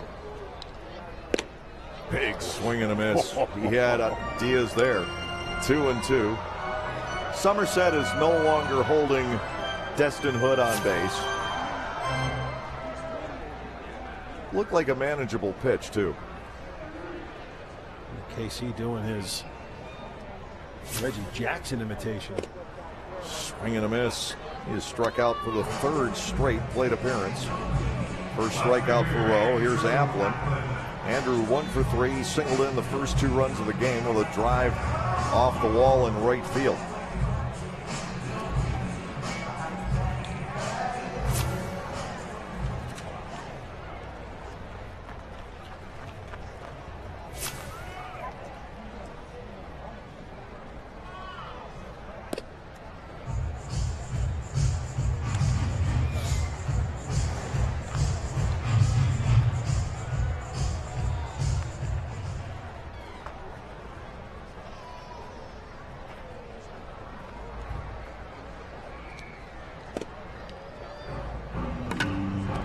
Stays away from that. It's called a strike. 1-1.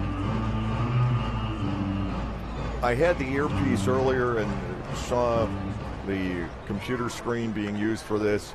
It pops up pretty quickly. Yeah, ball it does. and strike. It does. You saw it as well. Yep.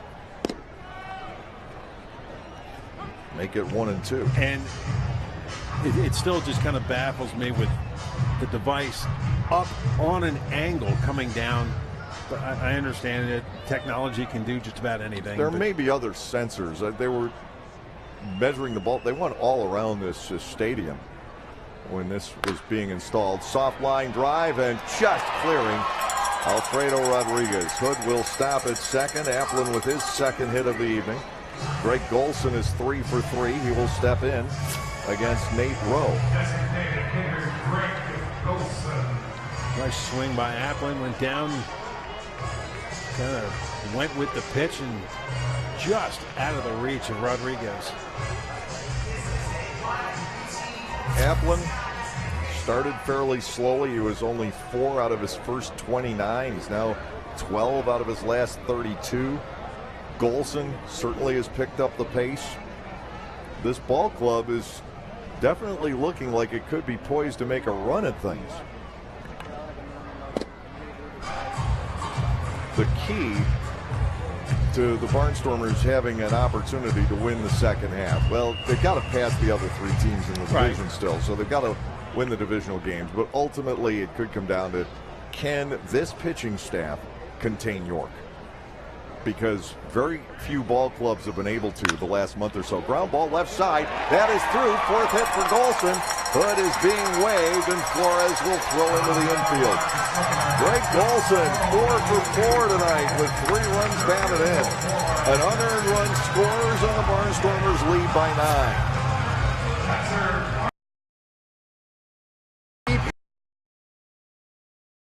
Starting pitching where you're not going to be taxing the bullpen.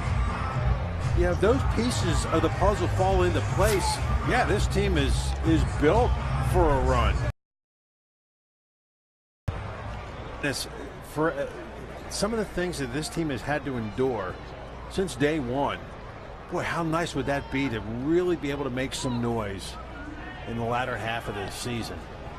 Parker Morin is 0 for 3. Flied out, he is lined out, he's grounded into a double play. Rowe set to deliver, and Morin slices a line drive into left field. That is a base hit. Around third, and holding is Applin as a good strong throw comes in. One.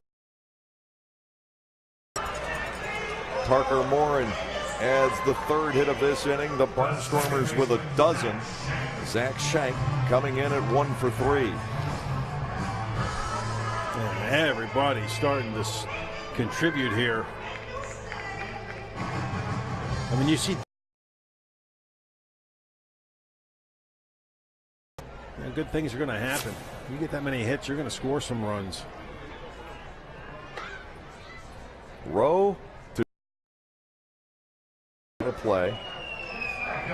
No balls and a strike. A huge Barnstormers lead. Bases loaded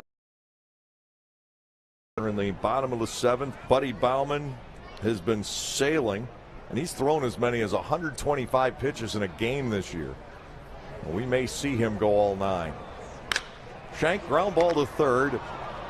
To the bag goes Kendry, fires across the diamond and shuts down the inning. 5 unassisted to the Hall of Fame because we had the half an hour later start, but I'll tell you, thanks to Bauman, we're catching up. That's lined and a fair ball. Chasing it is Applin. Espinal is going to hold on at first base. That is simply a 1-out single. Andrew Applin, a fine defensive outfielder, and as we've mentioned, Espinal not the fleetest of foot, and his club is trailing 9-0, so he's not going to be willing to take any risks right now. He'll settle for the single. Jovan Gonzalez to the plate at 0 for 2.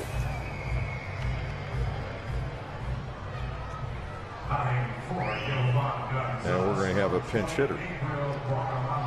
Gabriel Bracamonte, their 3rd catcher, will step in.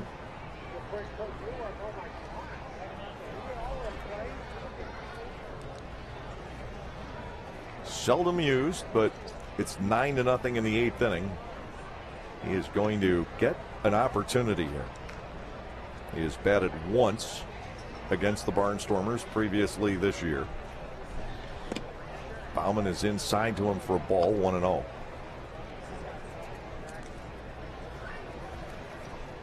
Bracamonte has only been in 10 previous games total. He's 2 for 17, but he does have a home run. He's driven in 3, and Bauman has fallen behind him 2-0. Justin Pacioli waits on deck. Still a very quiet Lancaster bullpen. Fouled back. A thud into the padding. 2-1.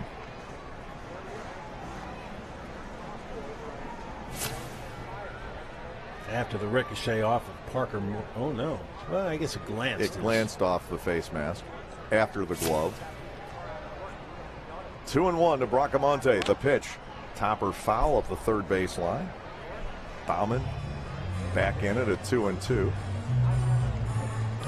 Paredes out to pick up the scrap and underhanded into the seats. Paredes has had a tough series here. He did have a pair of hits and an RBI last night. Swung on and missed. Bauman gets his 5th. And they've all come in the latter stages of this game. Yeah. He didn't get his first one till the 3rd out in the 5th inning. Justin Pacioli to the plate. He's 0 for 2. Ross, for now, is holding off on using his bullpen with the Southern Maryland series coming up. Boy, is that team taking a quantum leap here in the second half. Ball upstairs, 1-0. They passed the Barnstormers for third place at the end of the first half. And the second half, the Blue Crabs will come into our series 8-4, fouled away. 1-1 to Pacioli.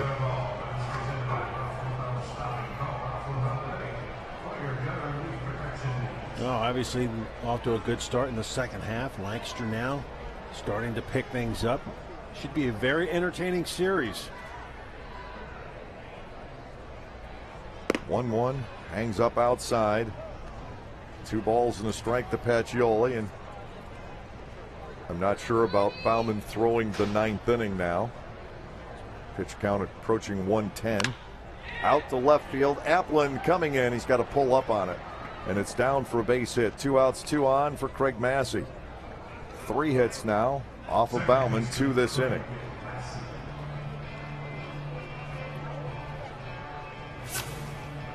Massey is 0 for 2. Clean base hit for Pacioli. I thought for an instant that Applin had a chance to get there, but the ball didn't have enough on it to carry his way. Yeah. And the last thing you want to do is take a chance and let it get behind you and let Somerset get runners in scoring position. Massey stands in with 2 outs, 2 on. The pitch fouled back. Pretty clean swing, though, and it's 0-1.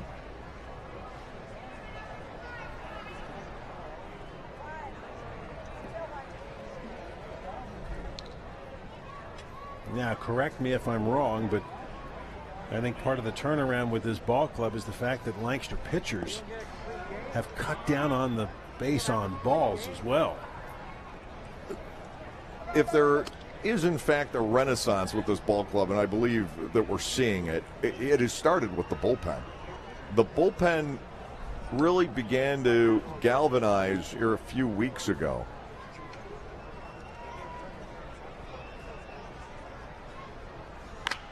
High pop-up.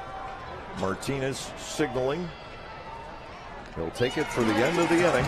Bauman's shutout is intact. 2 hits, though, in the 8th for the Patriots. We go to the bottom of the inning with Lancaster up 9-0.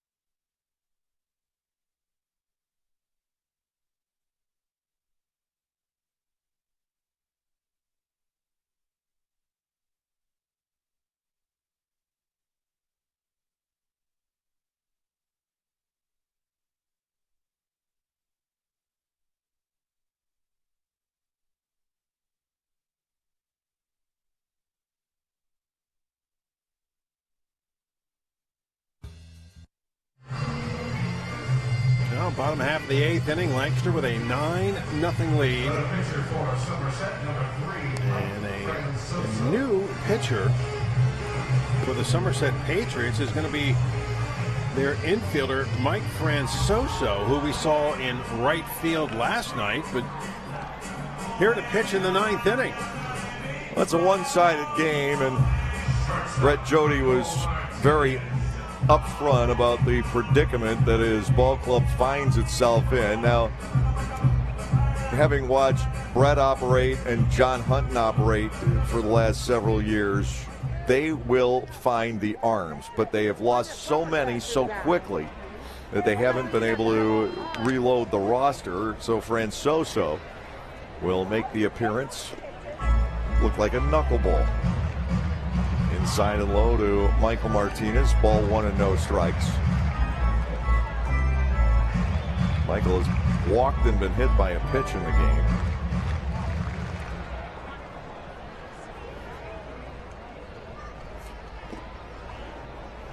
Yep. 2-0. All right, Stu is being put to the test.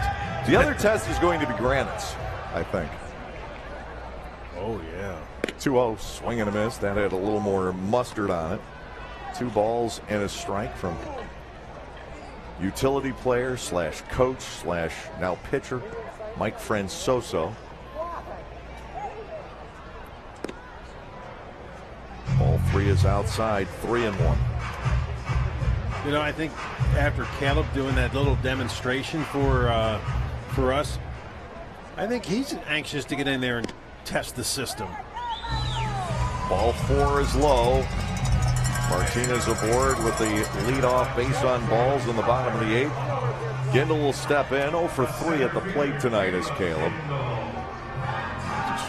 Certainly made some plays out in center field, though. You asked about that with Gindel playing center tonight, if he could handle it.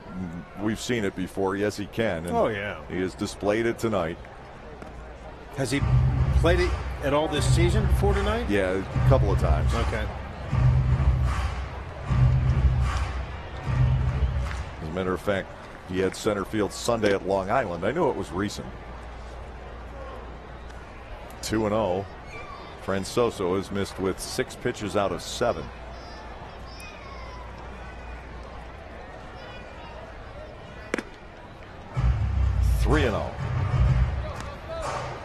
But the other thing in a game like this, Stu will show no mercy. He has no heart.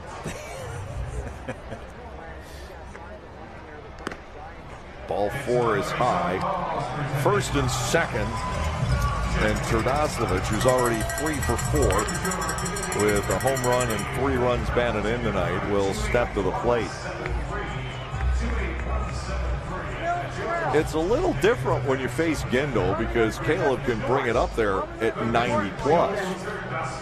We have seen nothing of the sort out of Francoso. Now Terdoslavich has a couple men on ahead. Ground ball toward the middle. Scooped up by Massey to Rodriguez, 1 and back to first, a double play.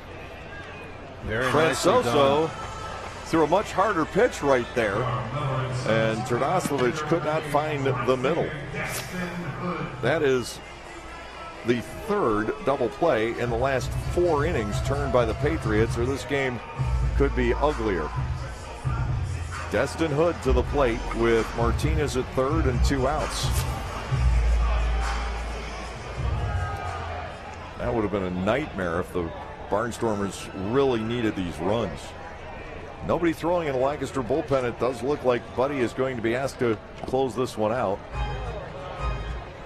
And swept well outside and low. Ball 1 and no strikes to Destin Hood. The former Pittsburgh Pirates farmhand, Mike Francoso, playing in his 5th season in, well, really 4th season in the independent circuits. Hood with a drive out to right field. Paredes going back, looking up, and that is off the top level of signs out in right center field. A few years ago, that's a home run. Hood will have to settle for a double, and it's 10-0.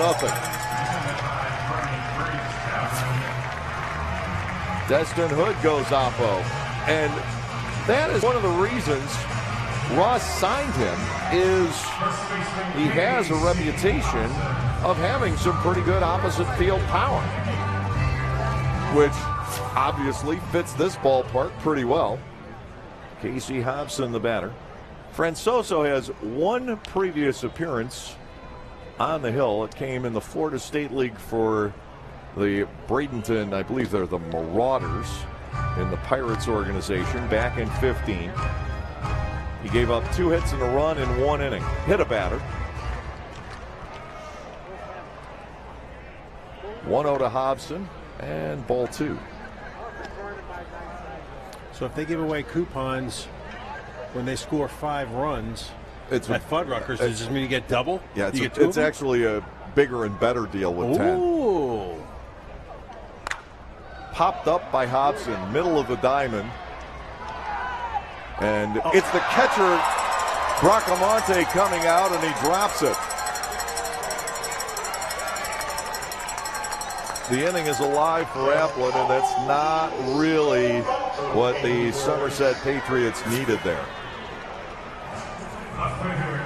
It looks like he had problems picking it up. It's a tough play for a catcher to come out. Kenja really should have bailed him out on that. Yeah. And Francoso could have called him off. I mean, the guys played the outfield. Applin batting with runners at the corners, and he has to lift up the back foot. Ball 1-0. 2 hits, 2 runs batted in for Applin tonight. Now, if he gets on base, Golson will have a shot at a 5-hit game. Wow. To Applin. It is ball 2. A little bit up.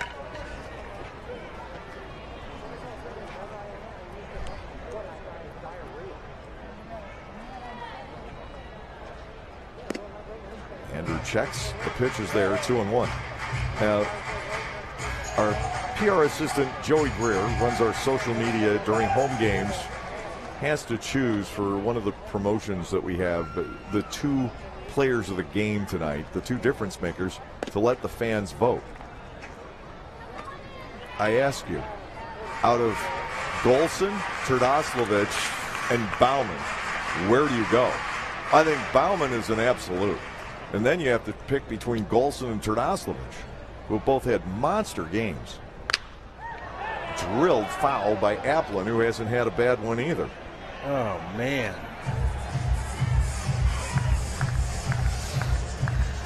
Golson, 4 for 4, a double, 3 runs batted in. Terdoslavich, 3 for 5, with a home run, a stolen base, and 3 runs batted in. Applin takes a swing. It's a little pop-up foul. Nobody can get there. It wasn't high enough. The full count is running. Bottom of the 8th inning. The Barnstormers up 10-0. Buddy Bauman will try and complete a shutout. He has to face the top of the order in the 9th inning, and he's 112 pitches in.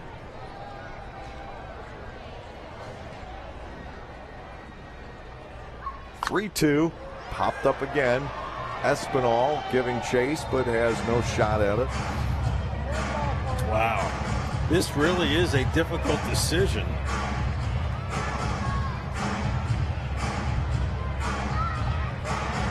You can't say that Bauman isn't one of the 2.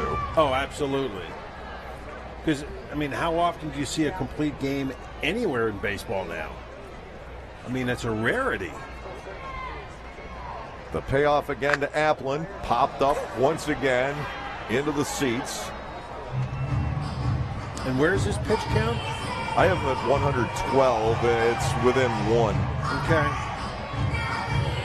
He has thrown as many as 125.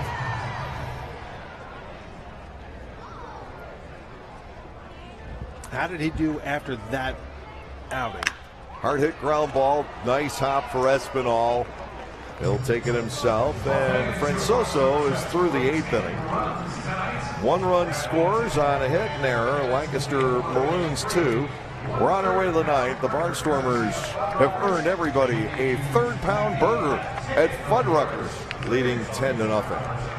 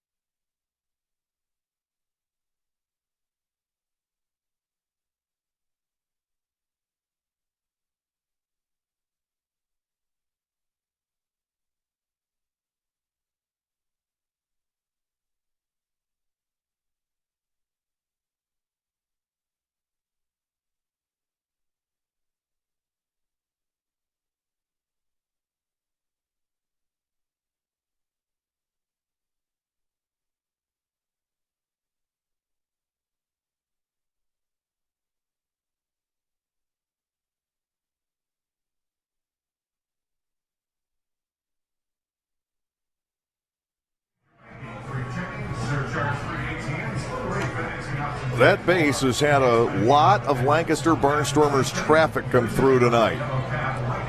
Southern Maryland coming in tomorrow, a 3-game weekend series. We'll rejoin you here on Blue Ridge 11 Sunday afternoon at 1 o'clock for the homestand finale. And maybe the Barnstormers can get through the homestand without a blemish. Ooh, that would be wonderful at this stage. Ramon Flores starting off the 9th inning against Buddy Bauman. That would put a little hop in the step of that one, Dave Collins, wouldn't it? First pitch taken for a strike by Flores. It's 0-1. The Barnstormers have had a tremendous week to this point.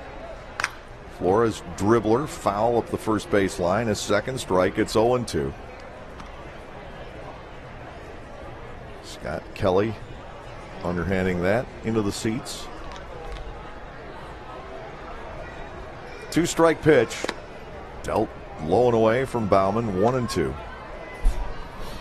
Flores singled in the 9th inning last night, so now he's reached in 25 of 26.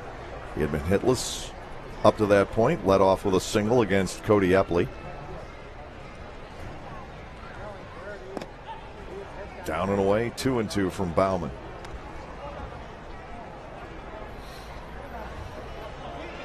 You want to keep an eye on Bauman here for signs of fatigue.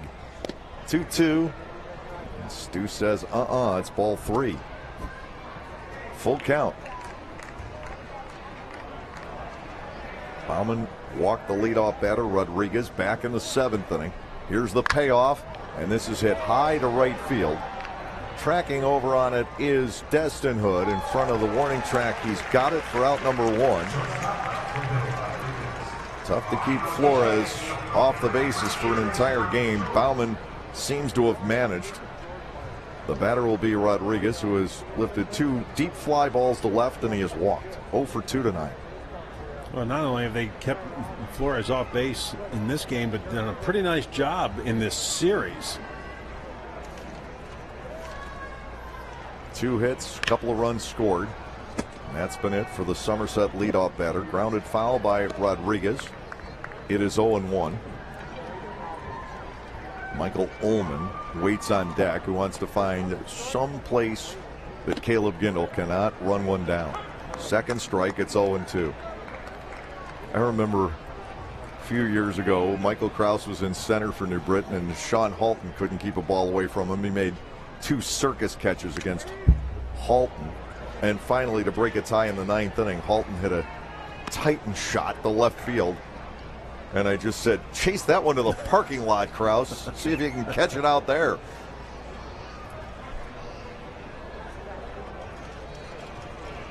Michael has not played this entire series. We weren't informed that he's injured, but may be the case. Typically, he would be out in center field on an almost everyday basis. Ball 1, 2 strikes to Rodriguez. Bauman deals. It's chopped past the mound. Charging the play is Martinez. 2 outs here in the 9th inning. And Ullman will step in. He stands between Buddy Bauman and a shutout. In the dugout here would be Nate Reed, who against the New Britain Bees a couple of seasons ago had a game like this going, and Jovan Rosa got to him for a home run to left center field. Bauman working with the 10-run lead and the opportunity for a complete game shutout. He would tie Daryl Thompson in complete games with his 4th. To Ullman, swing and a miss. Buddy ahead a strike. Well, as far as player of the game, yeah, Bauman. And you know what? I almost have to go with Golson, only because he's not an everyday player, and now he gets an opportunity, and he takes advantage of it. Loop to right and down and a fair ball. Extra bases for Ullman. He found one Gindel couldn't catch. A looper down the right field line. He's got a double, and Will Kendrick will try to break up the shutout. 4 hits now off of Bauman, and that one was accidental. Nothing on it, but it landed fair by inches. Yep. Nate Caldwell was right on it. It was a fair ball. Down into the bullpen area. 2-base hit for Michael Ullman. The weakest ball he has hit in the entire game. That's baseball for you. and he gets on. Here's Kenger, 1 for 3, an infield single back in the second. And he hits one in the air. Hood coming over. And the shutout is complete. A 4-hitter for Buddy Baumann. What an effort for Buddy here tonight. Wow. 1 hit, 1 man left on. An outstanding performance for Buddy Baumann. A great game all the way around for the Lancaster Barnstormers as they tie their biggest margin of victory for the season. A 10-0 win over the Somerset Patriots. Lancaster completes the sweep. The Brooms used to sweep the Somerset Patriots, not for the Quidditch match, here on Harry Potter night. Nice week going for the Lancaster Barnstormers. They're 5-8 here in the second half. 4 wins in a row. The Southern Maryland Blue Crabs come in tomorrow night. Again, we'll be back on Blue Ridge 11 Sunday at 1 o'clock against Southern Maryland. So now for the entire crew out in the truck and on the cameras, for Eric May and for all the cast and crew at Clipper Magazine Stadium, I'm Dave Collins. Have a great weekend, everyone, and we'll see you at the ballpark.